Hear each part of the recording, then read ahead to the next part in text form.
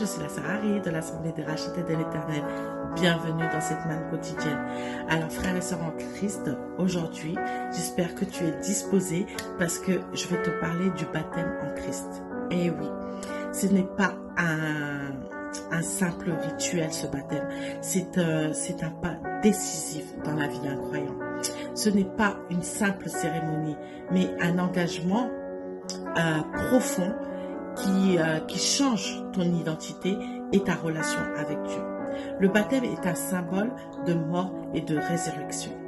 Alors, je prends tout de suite la parole dans Romains 6, du verset 3 à 4, où l'apôtre Paul dit « Ignorez-vous que nous tous qui avons été baptisés en Jésus-Christ, c'est en sa mort que nous avons été baptisés.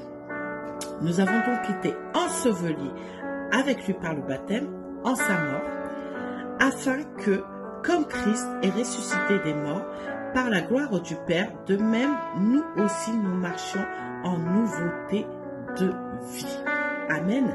Le baptême représente notre ancienne vie, enterrée, et notre nouvelle vie en Christ. C'est un engagement radical. Nous ne vivons plus pour nous, mais nous vivons pour Jésus-Christ. Le baptême, c'est un acte d'obéissance. Jésus-Christ lui-même a été baptisé et a commandé à ses disciples de baptiser ceux qui croient. Le baptême est donc une démonstration de notre obéissance et de notre appartenance à Dieu.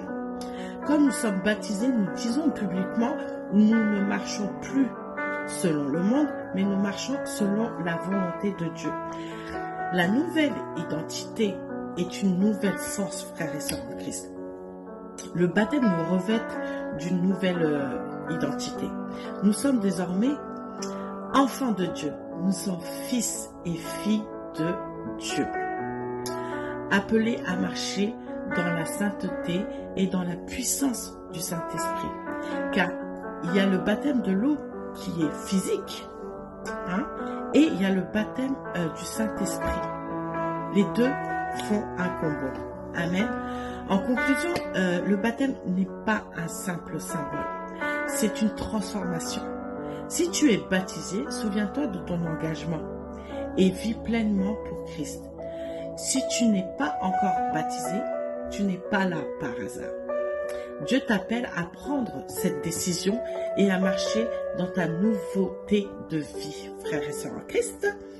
Et donc, j'aimerais te dire que si